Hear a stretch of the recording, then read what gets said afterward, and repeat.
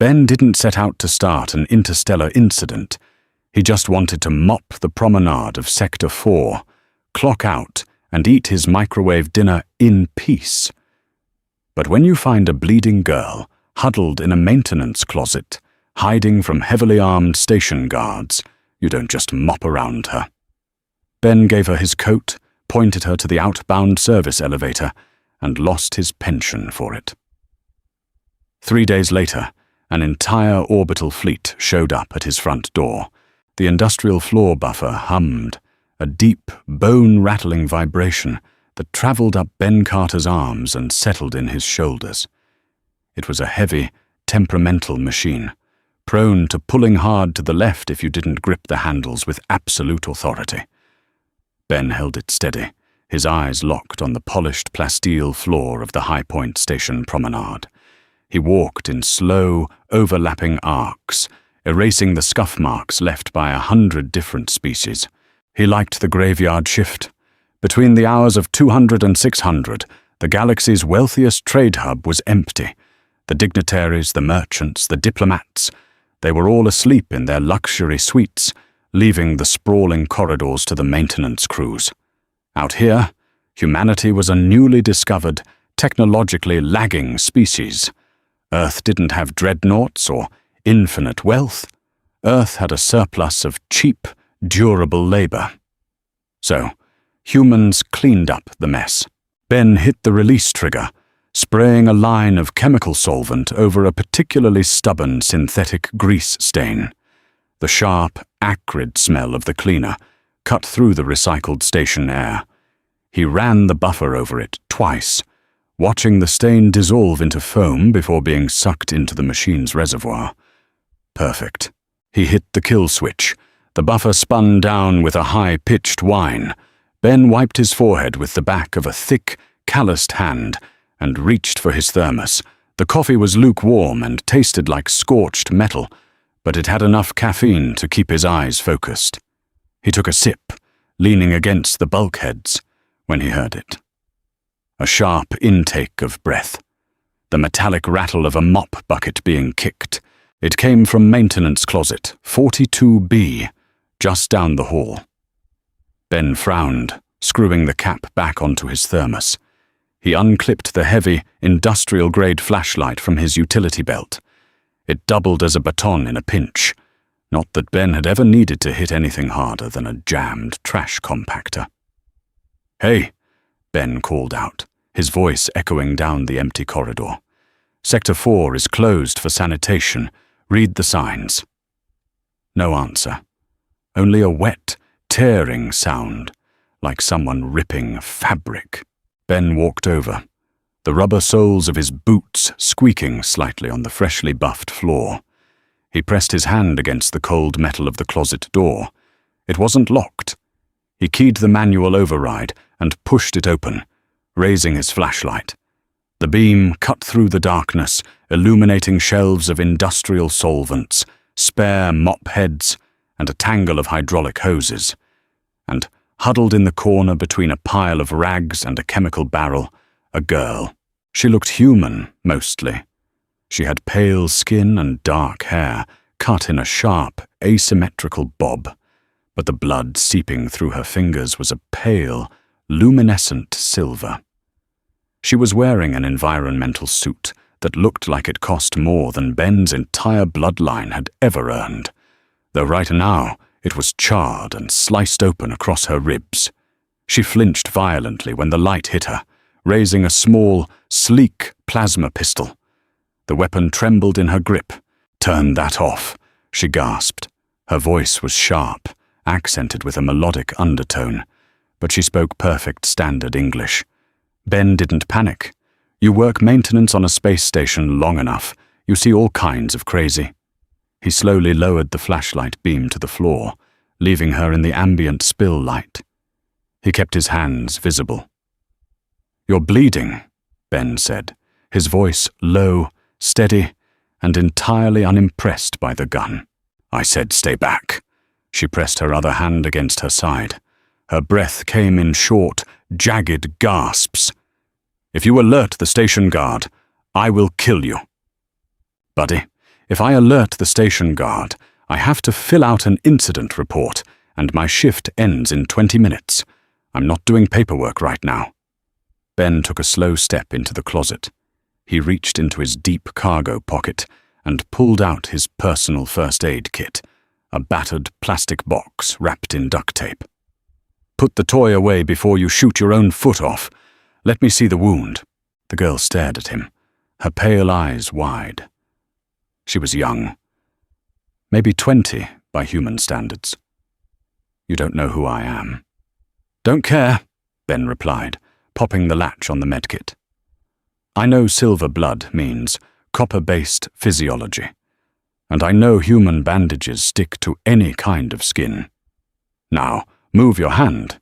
She hesitated, but a fresh wave of pain made her wince, and the gun lowered. Ben knelt beside her. He ignored the smell of ozone and burnt synth flesh, pulling out a thick gauze pad and a bottle of medical superglue. He worked quickly, his rough hands surprisingly gentle as he wiped away the glowing silver blood and applied the adhesive. "What is your name?" she asked, her voice strained as the glue burned. "Ben." "I am Victoria," she whispered, her eyes fluttering.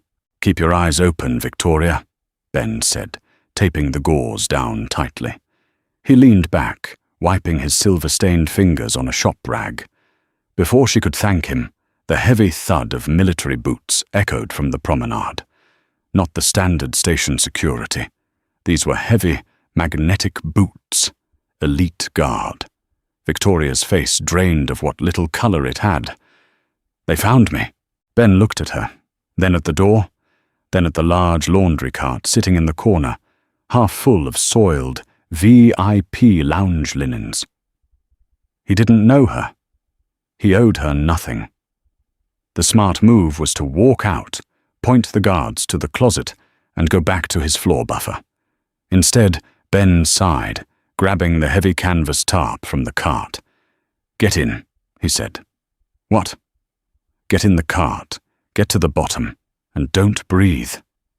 Ben tossed his own heavy, insulated work jacket over her head. "Move." Now, the air in Supervisor Gregg's office always smelled like stale synth cigar smoke and cheap cologne. Gregg was a thick-necked man who wore his mid-level management authority like a crown. Right now, that crown was tilted in absolute fury. Ben stood on the other side of the metal desk, his hands clasped loosely in front of him. He hadn't slept. His shift had ended 3 hours ago, but he'd been pulled straight from the locker room to the administrative deck. Gregg tapped a thick finger against his desktop monitor. The screen played a grainy, black-and-white security feed from Sector 4. It showed Ben pushing a heavy laundry cart past a squad of Vesperian Royal Guards. The guards barely looked at him. He was just a human janitor, practically invisible. The feed skipped forward, showing Ben arriving at the lower cargo docks, tipping the cart and helping a hooded figure slip into a departing freight shuttle. "Do you have any idea," Gregg said, his voice dangerously quiet, "what you just did, Carter?" "Took out the trash," Ben said evenly. Gregg slammed his fist onto the desk. "You aided a fugitive. Station Command has Vesperian diplomats breathing down their necks, tearing the promenade apart, looking for a high-value target. And my lead sanitation worker smuggled her out in a pile of dirty napkins. She was bleeding out, Gregg. She needed a med bay, not a firing squad." "Not your problem," Gregg spat. "You are paid to mop the floors, Carter, not play interstellar hero. The Vesperians are threatening trade sanctions against the entire station. Command is looking for a scapegoat, and you just handed them your head on a silver platter." Gregg reached across the desk and snatched the security badge, clipped to Ben's chest. The sudden jerk pulled the lanyard hard against the back of Ben's neck, but he didn't flinch. "You're done," Gregg said, dropping the badge into his top drawer. "You're fired. Your station residency is revoked. You have exactly 1 hour to clear your quarters and get on the civilian transport down to Earth. If you're still on High Point Station at 0900, security will throw you out of an airlock." Ben looked at the empty spot on his chest where his badge had been for 12 years. 12 years of missing holidays, breathing chemical fumes, and saving every credit for a retirement plot back in Montana. Gone. "Understood," Ben said softly. He turned and walked out of the office. He didn't slam the door. The descent back to Earth was brutal. The civilian transports were unpressurized rust buckets that rattled violently upon atmospheric entry. Ben sat strapped into a hard plastic seat, a single duffel bag resting between his boots. It held a few changes of clothes, a broken comms unit, and a framed picture of a dog he hadn't seen in a decade. That was the sum total of 50 years of life. He landed in the Seattle megaplex, a sprawling, rain-soaked concrete jungle where the sky was perpetually grey, choked by the exhaust of orbital elevators. The noise was deafening, a constant, grinding roar of traffic and machinery that made Ben's teeth ache. He found a cheap, single-room apartment in a subterranean block. The walls were thin enough that he could hear his neighbor's coughing fits, and the water from the sink came out a suspicious shade of brown. Day 1. Ben tried to sleep. He lay on a mattress that felt like it was stuffed with gravel, staring at the cracked ceiling, listening to the rain. Day 2. Reality set in. He went to the local employment terminal. He swiped his identification chit, only to watch the screen flash bright red. Restricted. High Point Station hadn't just fired him. They had blacklisted him. A security risk flag had been permanently attached to his file. He couldn't get a job sweeping streets, let alone working in another transit hub. He bought a cup of synthetic coffee from a vending machine, the bitter sludge burning his throat, and sat on a wet bench. He was 52. He had a bad knee, 30 credits to his name, and no future. The sheer weight of it pressed down on his chest, a slow, suffocating realization that he was going to die in this concrete trench. He thought about the girl, Victoria. He wondered if she had made it, or if he had thrown his life away just to buy her a few more hours of running. He couldn't bring himself to regret it. You don't leave bleeding kids in closets. It was just how he was built. Day 3. The rain finally stopped, replaced by a heavy, humid fog. Ben was sitting in his tiny apartment, trying to fix the frayed wire on his hot plate, when the room suddenly vibrated. It wasn't a subtle tremor. The cheap plaster cracked. His coffee mug vibrated off the counter and shattered on the linoleum. The low, terrifying rumble shook the very foundations of the apartment block. Ben stood up, alarmed, as the emergency broadcast sirens outside began to wail. He moved to the small, grimy window and looked up. The grey clouds were parting, violently pushed aside by the displacement fields of a ship. But this wasn't a standard Earth transport. It was a Vesperian dreadnought, 3 miles long, sleek and black, lined with glowing silver circuitry that pulsed with raw, terrifying power. It hovered directly over his sector of the city, casting a massive shadow that plunged the streets into early twilight. Ben stepped back from the window, his heart hammering against his ribs. They had tracked him. The guards. The Vesperian military. They didn't just want him fired. They had tracked the transport down to Earth to finish the job. Heavy, methodical thuds echoed in the narrow hallway outside. Footsteps. Many of them. Stopping directly in front of his door, Ben looked around the room. He had a wrench. He picked it up, feeling ridiculous. You don't fight a dreadnought with a monkey wrench. 3 sharp, authoritative knocks hit the door. Ben took a breath, gripped the wrench tightly, and unlatched the deadbolt. He pulled the door open, bracing for the flash of a plasma rifle. Instead, the cramped, dimly lit hallway was filled with towering Vesperian royal guards in full ceremonial armor. They stood rigidly at attention, completely blocking the corridor. Then the guards stepped aside. Standing in the center, flanked by absolute military perfection, was Victoria. She wasn't wearing a charred environmental suit anymore. She wore sweeping, regal garments of silver and midnight blue, a delicate crown of woven light resting on her dark hair. She looked at Ben, then at the wrench in his hand, and a small, genuine smile broke across her face. "Hello, Ben," she said softly. Ben slowly lowered the wrench. The heavy iron tool felt absurd in his hand, a crude artifact from a forgotten era, compared to the sleek, matte black phase rifles held by the guards filling his hallway. He looked from the armored giants to the young woman standing at his threshold. Victoria stepped into the cramped apartment. The air inside instantly felt heavier, charged with the static electricity radiating from the guards' active shield generators. She looked around, her pale eyes taking in the cracked linoleum, the sputtering hot plate, and the single bare light bulb swinging gently from the ceiling.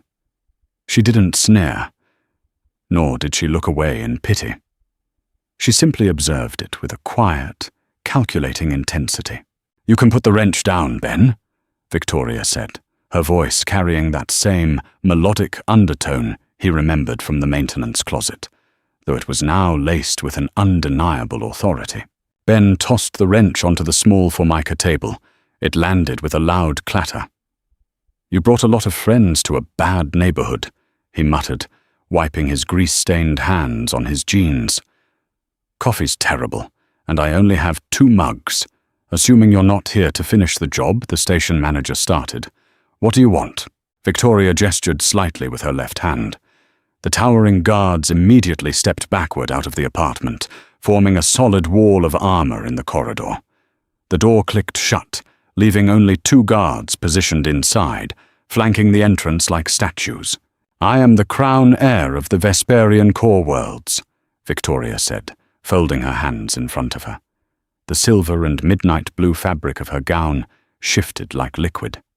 3 days ago, a coordinated strike team bypassed the High Point Station security grid. They were hired by my uncle, Duke Charles, to ensure I never reached the diplomatic summit. "Family disputes," Ben said, leaning against the counter. He crossed his arms. "Usually, people just argue over the inheritance. In my family, the inheritance is a fleet of 10,000 warships and governance over 40 billion souls," Victoria replied calmly. "The strike team killed my personal detail. They pursued me into the lower decks. If you had not hidden me in that cart and smuggled me to a secure transport, I would be dead. Charles would be sitting on the throne by nightfall." Ben looked at her. Really looked at her. Beneath the glowing crown and the regal posture, she was still just a kid who had been bleeding out in a broom closet a few days ago. "I lost my pension," he said, the words blunt and devoid of self-pity. "And my clearance. Station Command blacklisted me. I'm 52, Victoria. I don't have the knees to start overdoing heavy labor on Earth." Victoria's expression softened, a brief flash of genuine guilt crossing her features. "I know. My intelligence officers intercepted the station's administrative logs. I saw what they did to you. You threw your entire life away for a stranger who held a gun to your chest."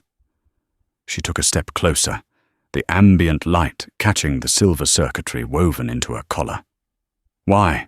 Ben uncrossed his arms and sighed. He looked out the grimy window at the rain starting to fall again, smearing the neon lights of the megaplex. "My old man was a miner down in the Appalachian sectors," Ben said quietly. "Cave-in trapped his crew when I was 12. Corporate didn't want to spend the credits to dig them out. Said the structural integrity was too compromised. A shift boss named Thomas defied orders, took a plasma cutter, and spent 14 hours digging through the slag himself. Saved my dad and 3 others. Ben turned his gaze back to Victoria. Thomas got fired for destroying company equipment, lost everything. But my dad came home. You don't leave people to die in the dark just because it's convenient. That's the rule.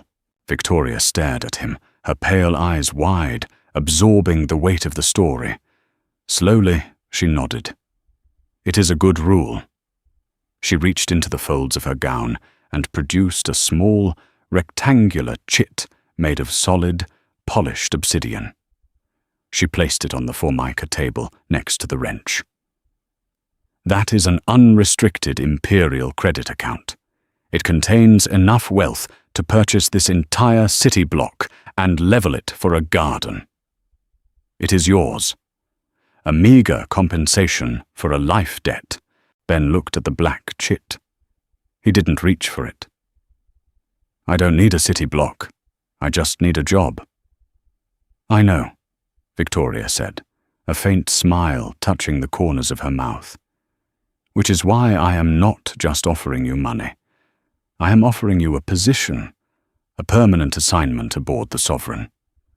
Ben frowned, his bushy eyebrows knitting together. I'm a janitor. I fix leaky pipes and scrub bio-waste. What use does a dreadnought have for me? I'm sure your robots clean the floors just fine. I do not need a janitor, Victoria said, her tone shifting, becoming razor-sharp. My uncle's assassins bypassed the station's security because someone inside the Royal Guard gave them the codes. I am surrounded by politicians, generals and courtiers who have spent their entire lives learning how to lie to me gracefully. I am stepping onto a ship filled with people I cannot trust. She pointed a slender, silver-ringed finger at him. You, Ben Carter, looked down the barrel of a plasma pistol, looked at a squad of elite killers, and decided to do the right thing simply because it was the right thing. You cannot be bought. You cannot be intimidated by status. I need a personal attaché. Someone who stands beside me, watches the room, and tells me the absolute, unvarnished truth. Ben let out a dry, raspy chuckle. You want me to be your bodyguard? I have a bad left knee, and my cholesterol is terrible. I have 200 heavily armed soldiers to guard my body, Victoria countered smoothly. I need you to guard my back. I need a man who knows how to spot the dirt. Ben stared at her for a long time.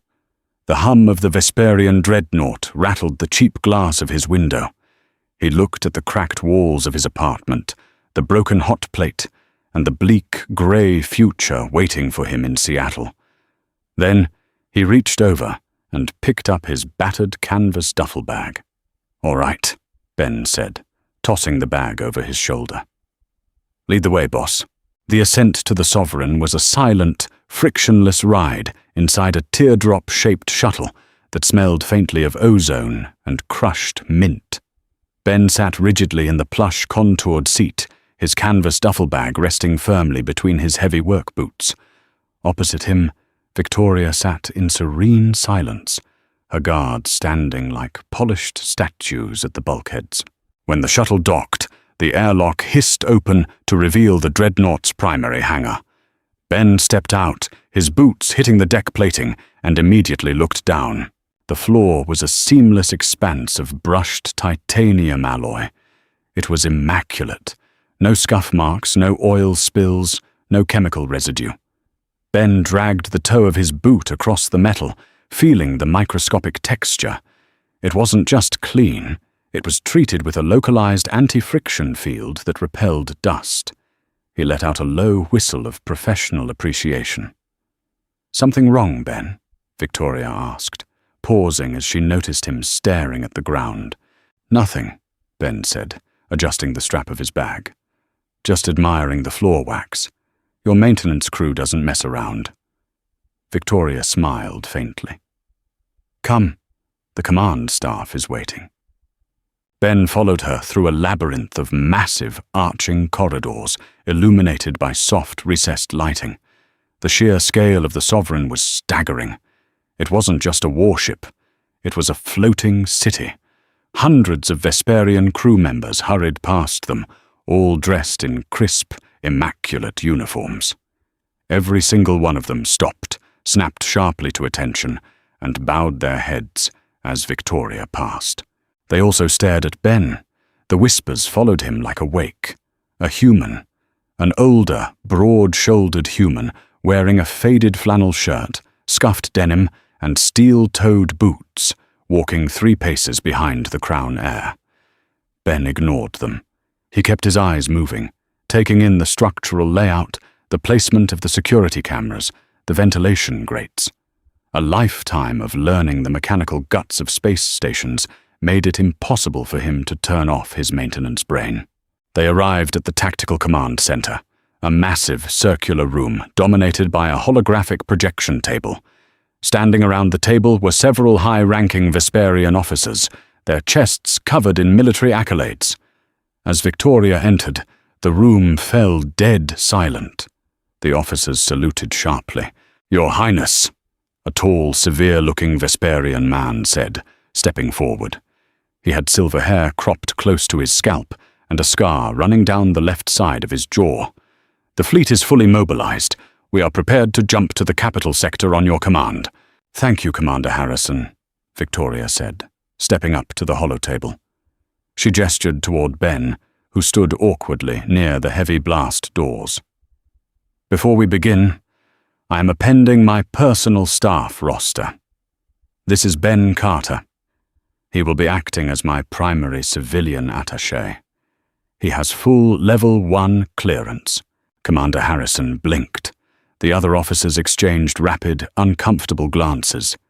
Harrison looked at Ben, his pale eyes sweeping over the canvas duffel bag and the faded clothes with barely concealed disdain. "Your Highness," Harrison said, keeping his tone carefully respectful but tight. "This is a human, a civilian laborer, according to his station registry. With all due respect, a military command center is no place for a custodian, especially given the current security crisis. Mr. Carter saved my life when the Royal Guard failed to do so, Commander," Victoria said, her voice dropping to a freezing temperature. "His presence is not up for debate. Continue the briefing." Harrison's jaw tightened, but he nodded stiffly. He tapped a command on the console, and the holotable flared to life, displaying a detailed 3-dimensional schematic of the Capitol Palace on the Vesperian homeworld. "Duke Charles has fortified the palace grounds," Harrison explained, pointing to glowing red defensive grids. "We cannot assault it directly without causing massive civilian casualties. However, our operatives have secured a safe house in the lower mercantile district. We will smuggle you in through the old subterranean transit tunnels, bypass the palace sensors, and get you to the High Council chambers before Charles can officially claim the throne." Harrison zoomed in on a specific section of the map, highlighting a narrow, winding corridor beneath the palace. "This is the insertion route. We have bribed the maintenance subroutines to ignore our life signs.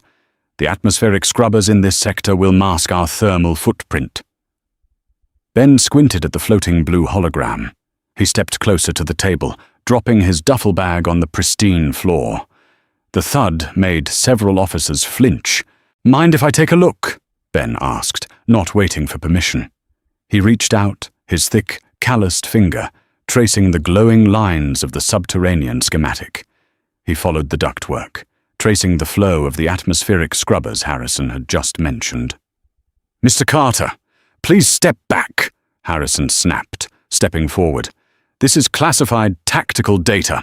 "Hold on," Ben interrupted, his voice cutting through the officer's authority with the blunt force of a man who didn't care about ranks. He tapped a specific intersection of pipes on the hologram. "These are the atmospheric scrubbers for the transit tunnel." "Yes," Harrison said, his patience evaporating. "They filter the ambient air." "And what's this secondary line tying into it?" Ben asked, tracing a smaller, red-coded pipe that linked directly to the main ventilation shaft. Harrison frowned, looking at the display. That is an industrial coolant line. It services the plasma generators 3 levels up. Ben shook his head. No, it's not. He looked at Harrison, his expression entirely serious.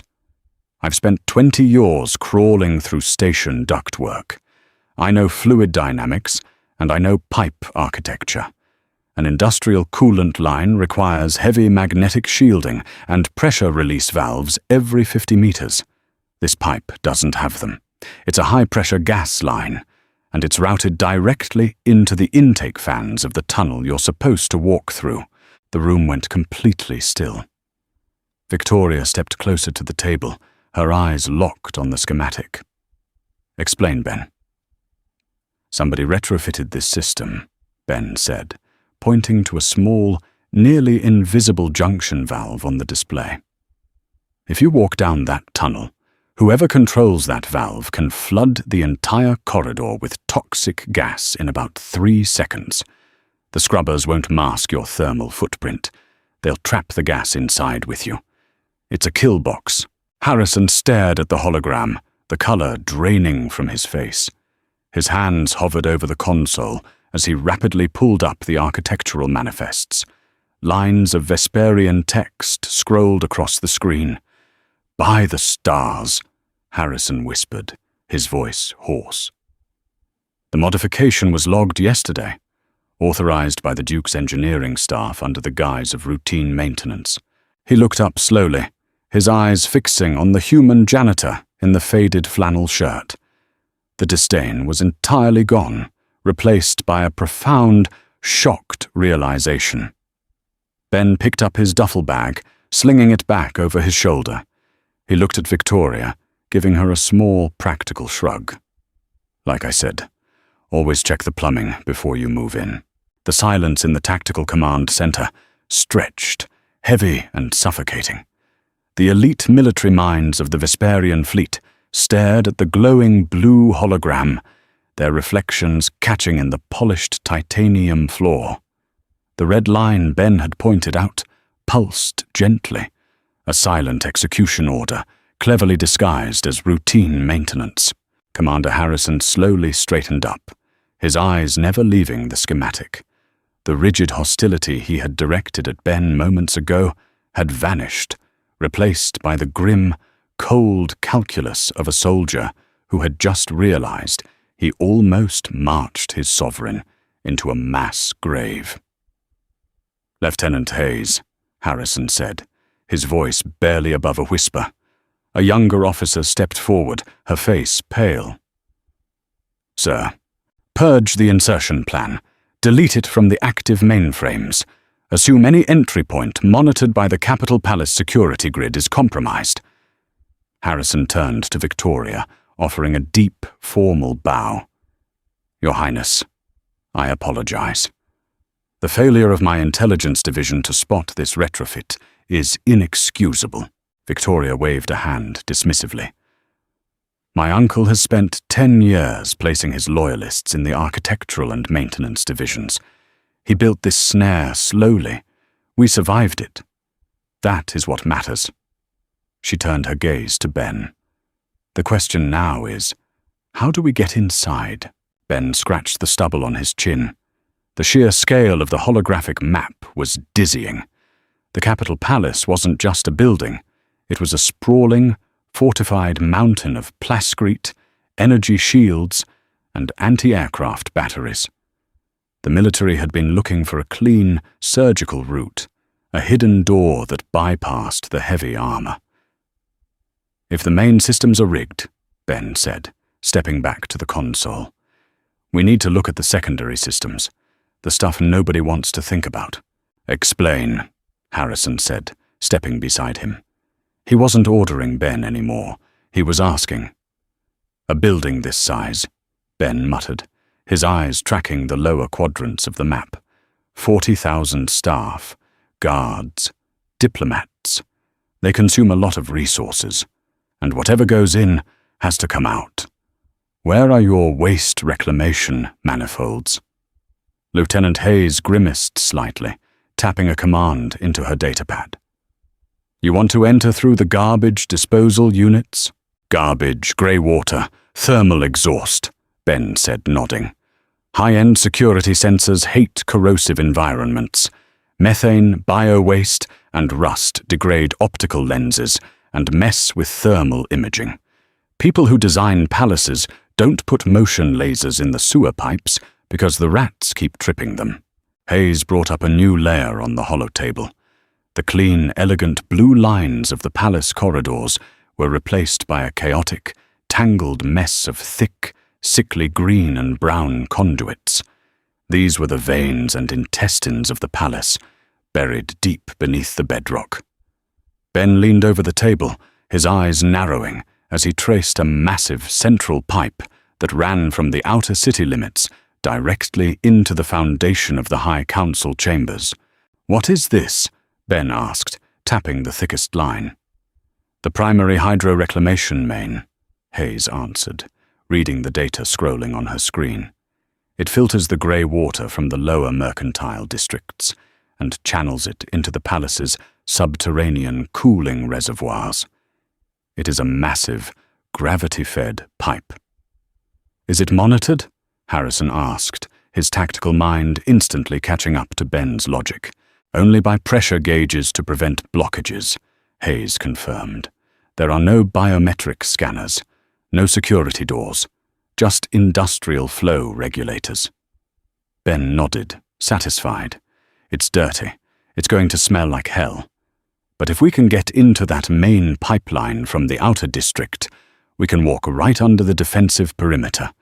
The water flow will mask our thermal signatures better than any stealth tech." Harrison stared at the green line, his jaw tight. "The water inside that main is heavily contaminated with industrial runoff and raw sewage.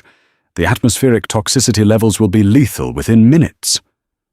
"So we wear environmental suits," Victoria interjected, stepping up to the table. Her voice left no room for argument. "We do not need to look like royalty until we reach the High Council doors. Your Highness, I cannot allow you to wade through bio-waste," Harrison protested gently. The indignity of being dead is far worse, Commander," Victoria cut him off. "My uncle is preparing to steal a galaxy. I am willing to ruin a pair of boots to stop him." Ben smiled faintly. He reached down and hoisted his canvas duffel bag back onto his shoulder. "I'll need a toolkit, a real one. Not lasers and phase spanners. Give me heavy steel, pipe wrenches, manual cranks, and a crowbar. High-tech locks require high-tech keys, but a rusted bolt just needs leverage." Harrison looked at Ben. The older human didn't look like a hero. He looked tired, his posture slightly stooped from decades of hard labor, his flannel shirt completely out of place among the crisp military uniforms. But Harrison recognized competence when he saw it. "Hayes!" Harrison barked, turning to his lieutenant.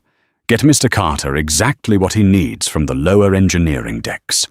Prep a discreet insertion shuttle. We drop into the mercantile district in exactly 2 hours." The smell hit them long before the water did.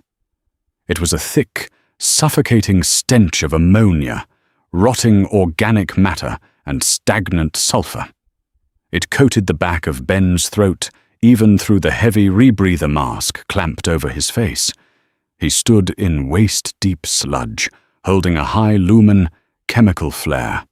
The light painted the curved, heavily rusted walls of the hydro-reclamation main in sickly shades of yellow and orange. Behind him, wading through the murky, slow-moving water, was Victoria. She was encased in a matte black, tactical environmental suit, her silver crown replaced by a heavy, armored helmet. Flanking her were Commander Harrison and 3 elite guards, their phase rifles held high above the waterline. The Vesperian soldiers moved stiffly, their aristocratic training clashing violently with the reality of wading through raw sewage. Ben, on the other hand, moved with the steady, resigned trudge of a man who had unblocked his fair share of station latrines. "Keep your eyes on the waterline." Ben's voice crackled over the secure comms channel, warped by the rebreather. "If the water starts receding quickly, It means the main flush cycle is triggering. If that happens, we have about 30 seconds to grapple to the ceiling before a tidal wave of grey water washes us back out to the city. Understood, Harrison replied, his voice tense. We are 500 meters from the access hatch that leads to the sub-basement of the council chambers. Keep moving. They pushed forward in silence. The only sounds were the heavy sloshing of the water against their suits and the distant, rhythmic thud of the massive palace machinery operating far above their heads. Ben kept his flare raised. The pipe was a marvel of brutalist engineering, easily 20 feet in diameter, constructed from thick plates of iron alloy that had slowly surrendered to decades of corrosion. It was a forgotten place, ignored by the pristine world above. Suddenly, the narrow beam of Harrison's shoulder-mounted light hit a solid wall of metal.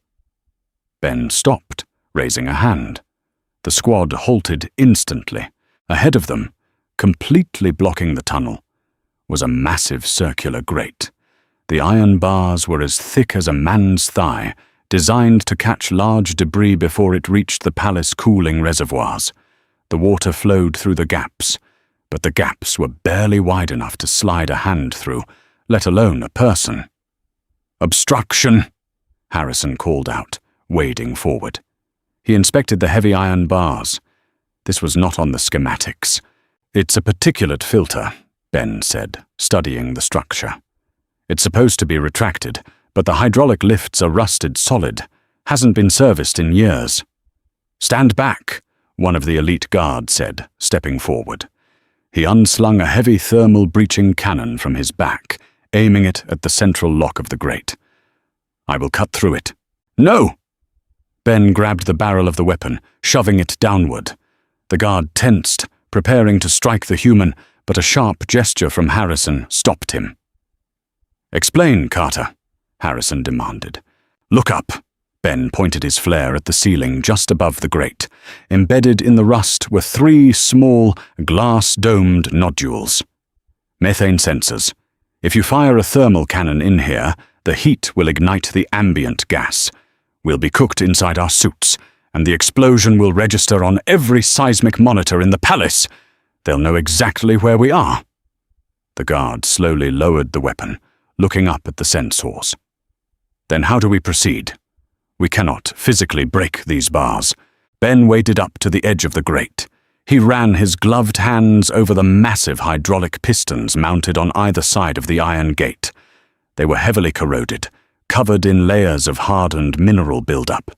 He traced the lines down to a heavy, manual override wheel covered in a thick layer of sludge. "Military gear won't work," Ben muttered, unzipping the heavy canvas tool bag slung across his chest. "But this is just basic plumbing." He pulled out a massive, heavy-duty steel pipe wrench. It was an archaic tool by Vesperian standards, relying on crude friction and mechanical leverage rather than directed energy. Ben clamped the heavy iron jaws of the wrench onto the central locking bolt of the override wheel. He adjusted the thread, making sure it bit deep into the rusted metal. "Harrison," Ben grunted, stepping back and gripping the long handle of the wrench. "Get over here. I need muscle." Harrison didn't hesitate. He waded over, placing his armored hands next to Ben's thick work gloves on the steel handle. "On 3, Ben said, planting his boots firmly in the slippery muck. "Push down. Use your body weight, not just your arms. 1, 2, 3. The 2 men threw their weight onto the heavy steel bar. For a terrifying second, nothing happened. The rust held firm, acting like industrial cement. Ben gritted his teeth, his bad knee screaming in protest beneath the cold water. "Harder!" Ben growled. With a sudden, violently loud crack that echoed down the tunnel, the rust seal broke. The wrench shifted downward, taking the override wheel with it. A deep, groaning shudder vibrated through the water. The heavy hydraulic pistons shrieked as they were manually forced into motion. Slowly, agonizingly, the massive iron grate began to rise, churning the water into a foul-smelling foam. It locked into the ceiling with a heavy thud, leaving the tunnel completely clear. Ben leaned against the cold iron wall, panting heavily inside his mask. He unhooked the wrench and shoved it back into his bag. Harrison stood completely still for a moment, looking from the heavy, primitive tool to the cleared path. He turned to Ben, giving the human a slow, respectful nod. "Good work, Carter," Harrison said. "Let's just get out of the plumbing," Ben replied, wiping grime from his visor. "The real mess is waiting for us upstairs." The rusted ladder groaned under the combined weight of the squad. Ben climbed last, his bad knee throbbing with a dull, persistent ache that radiated up to his hip. He ignored it. You didn't complain about sore joints when a squad of commandos with phase rifles was leading the way. Above him, Harrison braced his armored shoulders against the heavy circular access hatch. The metal was cold and thick, designed to keep the stench of the lower systems permanently separated from the aristocratic air above. Harrison gave a sharp nod to one of his guards. They pressed their hands against the underside of the lid, counting down on their fingers. On one, they shoved upward with a synchronized grunt. The hatch lifted with a sharp pneumatic hiss. Harrison slipped through the opening like a shadow, his rifle raised. A tense, suffocating silence followed. 10 seconds later, a double tap echoed softly over the comms. The all clear. Ben pulled himself up over the lip of the hatch and rolled onto solid, dry ground. He hit the release seals on his environmental helmet, pulling it off with a gasp. The air in the sub-basement tasted like sterile pine and ozone, a massive, jarring contrast to the sulphurous sludge they had just waded through. They were in a massive utility corridor. The walls were lined with pristine, white ceramic paneling, illuminated by harsh, shadowless strips of LED lighting. Thick bundles of fiber-optic cables ran along the ceiling like metallic veins. "Out of the suits," Victoria ordered softly, already unclasping the heavy tactical armor from her chest. "Leave them down the shaft. We cannot afford the extra weight or the noise." Ben unzipped the thick, rubberized material, stepping out of it with a heavy sigh. His faded flannel shirt and denim jeans were damp with sweat, but he felt infinitely lighter. He slung his canvas tool bag over his shoulder, the familiar weight of the heavy steel wrenches and pipe cutters comforting against his spine. "Lieutenant Hayes," Harrison whispered, adjusting the collar of his dress uniform, which had been worn underneath the armor. "Check the local grid." "Where exactly are we?" Hayes pulled a slim, rectangular datapad from her belt. She synced it to a nearby data junction on the wall. "We are in Sector 7G, the atmospheric conditioning hub directly beneath the High Council antechamber. If we take the primary service elevator at the end of this hall, it will deposit us directly behind the council podium." "Too easy," Ben muttered, wiping grime from his hands with a shop rag he kept in his back pocket. Harrison looked at him, his brow furrowing. "What do you mean?" "I mean, if Duke Charles is locking down the palace, he's not going to leave the back door to the most important room in the building completely unguarded," Ben said. He pointed down the long, curving corridor. "Service elevators are the first thing you secure during a lockdown. They're bottlenecks. If I were setting an ambush, that's where I'd put my guys." "He doesn't know we are here," Harrison argued. "He believes we are either dead or trapped outside the energy shields." "Maybe," Ben said, "but paranoid people don't take chances. And a guy willing to gas his own niece in a ventilation shaft is definitely paranoid." Victoria looked down the immaculate white hallway. Her pale eyes narrowed. "Ben is right, Commander. Proceed with extreme caution." Harrison gave a terse nod, signaling his men to take point. They moved in a diamond formation, their heavy magnetic boots somehow making barely a whisper against the ceramic floor. Ben trailed closely behind Victoria, keeping his eyes on the ceiling panels and the ventilation grates. As they rounded the final curve of the corridor, the service elevator came into view. It was a massive set of brushed steel doors, wide enough to accommodate heavy cargo loaders, and standing directly in front of it were 4 heavily armed mercenaries. They didn't wear the polished silver and blue armor of the Vesperian Royal Guard. They wore matte black combat rigs, their faces obscured by polarized visors. They held heavy repeater rifles at the low ready. Harrison held up a clenched fist. The squad stopped instantly, pressing their backs against the smooth wall just out of sight. Mercenaries, Harrison breathed, his jaw tight. The Duke didn't even trust his own loyalists to guard the back door. He brought in outside contractors. "Can we take them quietly?" Victoria asked. Harrison shook his head. "They are wearing reactive armor. The moment a phase bolt hits their shields, it will trigger an automated distress signal to the rest of the palace grid. The Duke will know we are here instantly. We need to disable their comms before we engage, but their network is entirely localized." "Localized?"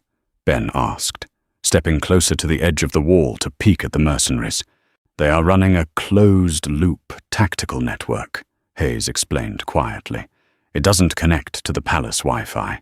The only way to shut it down is a localized electromagnetic pulse, which would also fry our weapons and the elevator controls."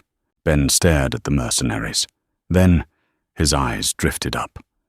Above the heavy steel doors of the elevator was a massive, industrial-grade fire suppression unit. It was a complex array of nozzles and chemical tanks designed to instantly smother any cargo fires. "They're standing directly under the foam dispensers," Ben observed. "Yes," Harrison said impatiently. "What of it? Those dispensers run on an independent pneumatic trigger system. They have to, in case the power goes out during a fire," Ben said, slipping his heavy steel pipe wrench from his bag. He pointed to a small, red-painted junction box mounted on the wall about 20 feet away from the mercenaries. "That's the manual release line. If I snap that valve, the system dumps 3,000 gallons of expanding fire-retardant foam directly on their heads in 2 seconds." Harrison blinked. "Will it disable their comms?" "It's high-density synthetic foam," Ben said. "It hardens on contact with oxygen. It'll clog their suit vents, blind their visors, and trap their arms against their sides. They won't be able to press a panic button if their fingers are encased in concrete." Victoria looked at the human janitor, a slow, predatory smile touching her lips. "Do it." Ben didn't crawl or sneak. He just walked out from behind the corner. He slouched his shoulders, letting his heavy boots scuff against the pristine ceramic floor. He held his pipe wrench loosely at his side, looking down at a small data pad, as if he were thoroughly bored. The 4 mercenaries snapped to attention, their repeater rifles raising instantly to aim at his chest. "Halt!" the lead mercenary barked, his voice distorted and harsh through his external speakers. "This sector is restricted. Identify yourself." Yeah, keep your shirt on," Ben muttered, barely looking up. He gestured vaguely toward the ceiling. "I'm maintenance. Water pressure in the tertiary cooling lines is dropping. Command sent me down to check the manifold." "There are no maintenance logs scheduled for this sector," the mercenary said, his rifle tracking Ben's steady, uncaring advance. "Stop walking, old man, or I will put a hole in you." "Buddy, you put a hole in me.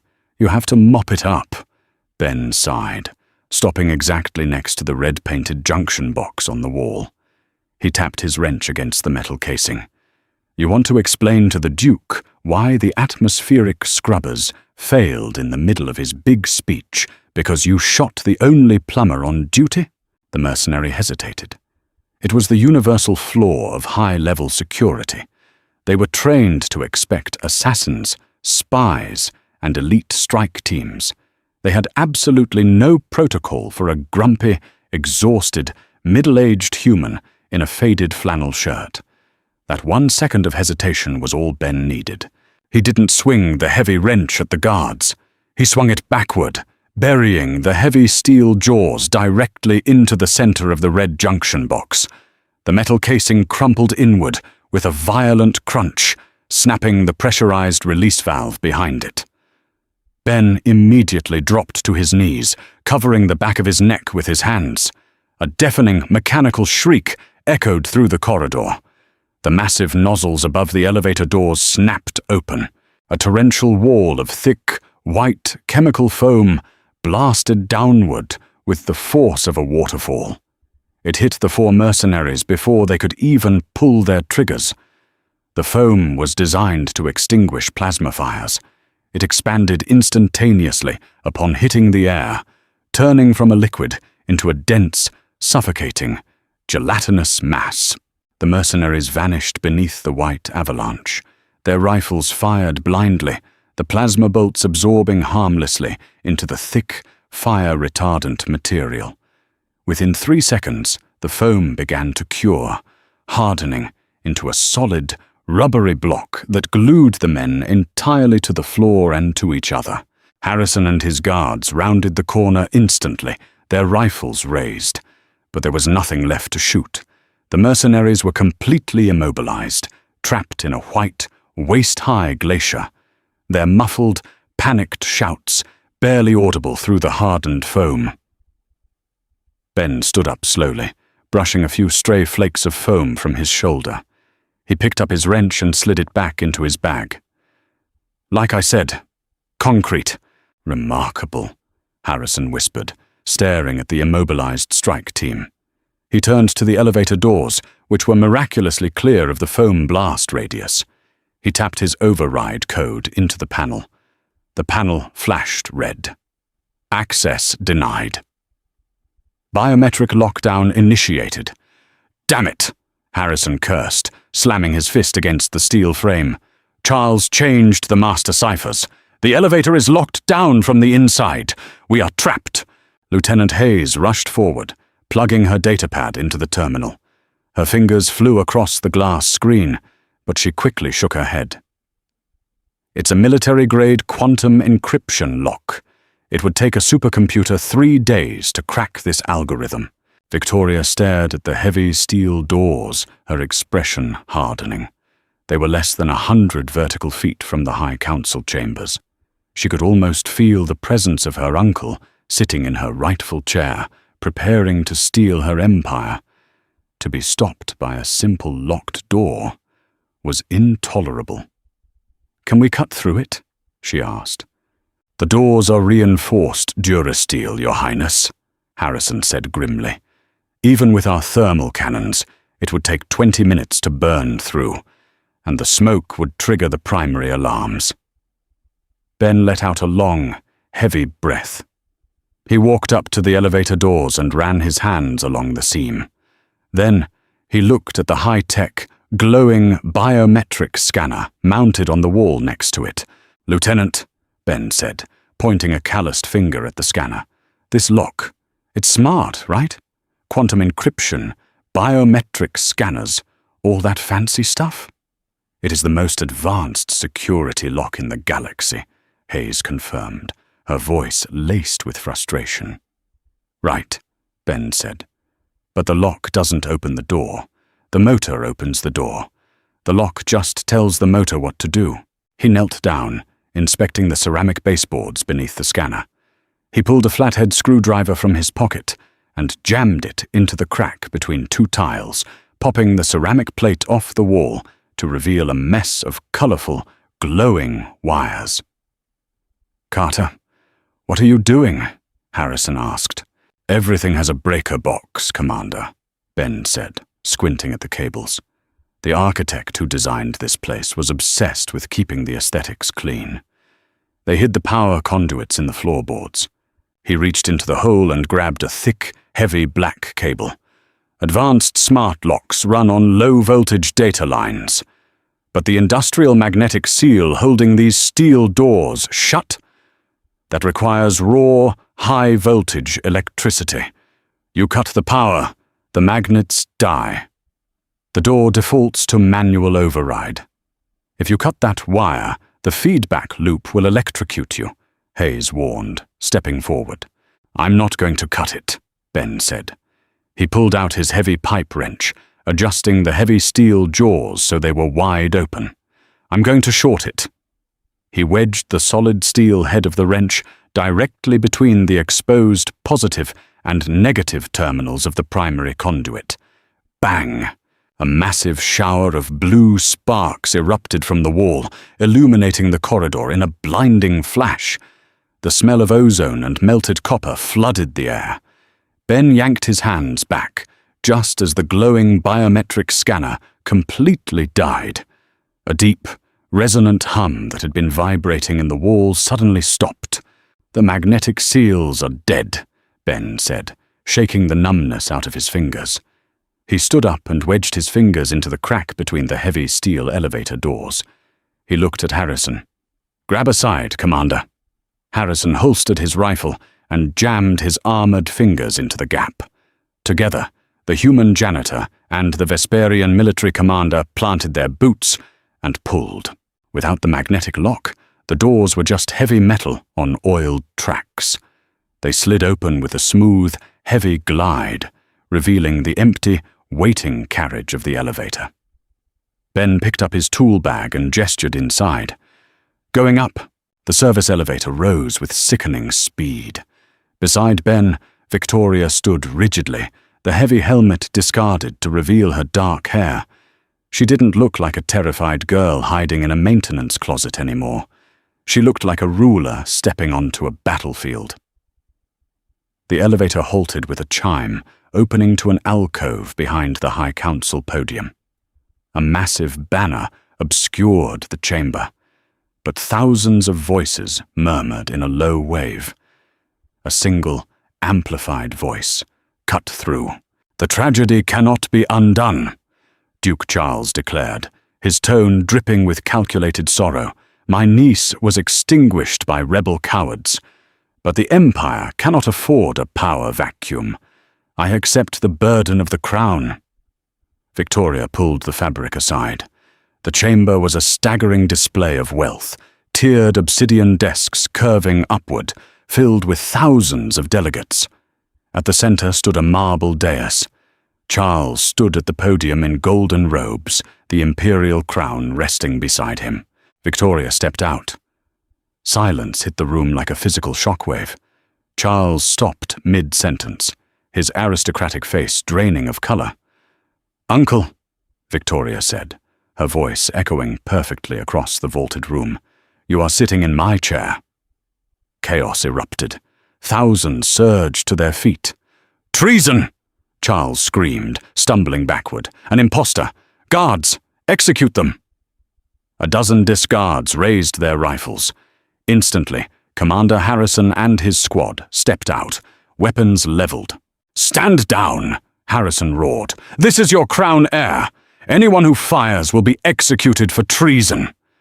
Recognizing the legendary commander, the guards slowly lowered their weapons. Cornered, Charles lunged, slamming his palm against a biometric panel. A high-pitched whine filled the air as a thick, cylindrical energy shield erupted, encasing the podium entirely. Harrison fired. The bolt dissipated harmlessly against the blinding blue light. Too late, Charles laughed over the speakers. This level 9 barrier has an independent power matrix. You cannot breach it. I am routing an orbital strike to my loyalist ships. In 3 minutes, this entire wing will be glass. Panicked delegates scrambled for the sealed exits. Harrison slammed his rifle against the shield. Nothing. Your Highness, we must evacuate. No, Victoria said. I will not run. Ben sighed, dropping his canvas bag onto the marble. He walked toward the glowing force field. Carter, stay back, Harrison warned. It vaporizes organic matter. I'm not touching it, Ben said. Crouching at the dais base, he shone his flashlight into the metal grillwork beneath the podium. Independent power matrix, Ben muttered, pulling a thick roll of industrial duct tape from his bag. You know the problem with isolated grids, Charles? Energy generates heat. Charles glared. What are you doing, peasant?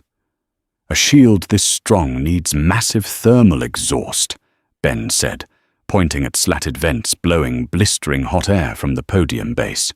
You can build an impenetrable wall, Ben said, ripping a strip of silver tape with a loud tear.